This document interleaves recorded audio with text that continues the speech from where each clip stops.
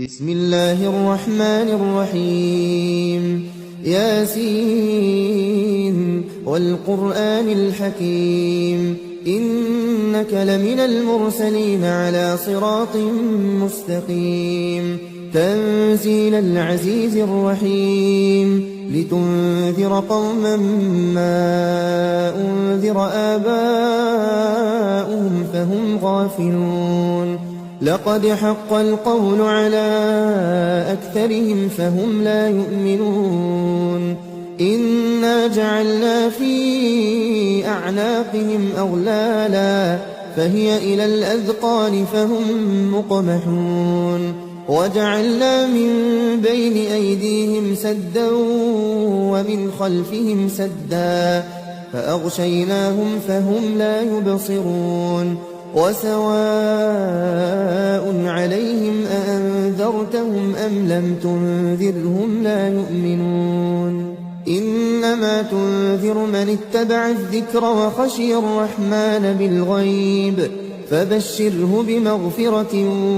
وأجر كريم إنا نحن نحيي الموتى ونكتب ما قدموا وآثارهم وكل شيء أحصيناه في إمام مبين واضرب لهم مثلا أصحاب القرية إذ جاءها المرسلون إذ أرسلنا إليهم اثنين فكذبوهما فعززنا بثالث فقالوا إنا إليكم مرسلون قالوا ما أنتم إلا بشر مثلنا وما أنزل الرحمن من شيء إن أنتم إلا تكذبون قالوا ربنا يعلم إنا إليكم لمرسلون وما علينا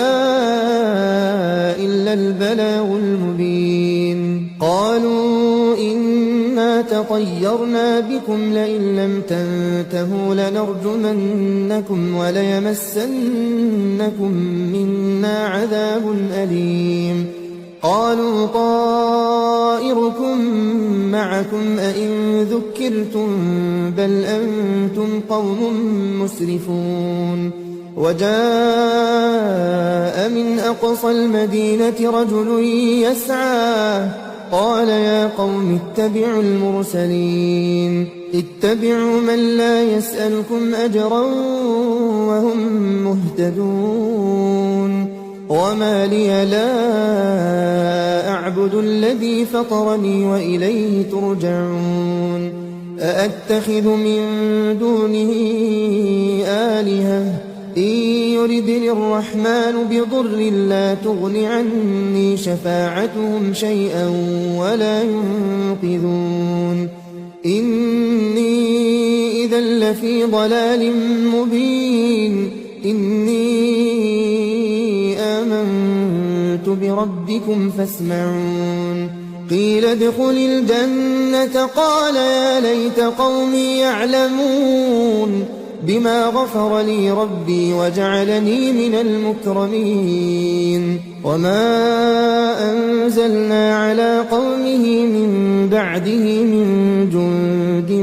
من السماء وما كنا منزلين إن كانت إلا صيحة واحدة فإذا هم خامدون يا حسرة على العباد ما يأتيهم من رسول إلا كانوا به يستهزئون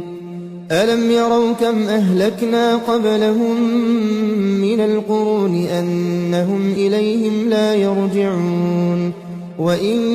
كل لما جميع لدينا محضرون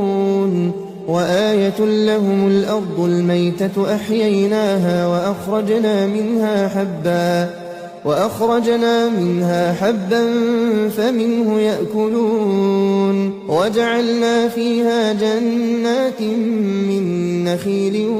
وأعناب وفجرنا فيها من العيون ليأكلوا من ثمره وما عملته أيديهم أفلا يشكرون سبحان الذي خلق الأزواج كلها مما تنبت الأرض ومن أنفسهم ومما لا يعلمون وآية لهم الليل نسلخ منه النهار فإذا هم مظلمون والشمس تجري لمستقر لها ذلك تقدير العزيز العليم والقمر قدرناه منازل حتى عاد كالعرجون القديم لا الشمس ينبغي لها أن تدرك القمر ولا الليل سابق النهار وكل في فلك يسبحون